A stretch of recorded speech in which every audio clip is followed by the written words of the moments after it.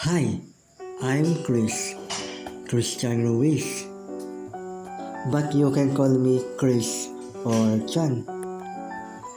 I was born on July 3, 2008, and I'm turning 17 next month, and I am currently studying in Rizal Comprehensive National High School. I like reading books. It strays me away from the dull reality.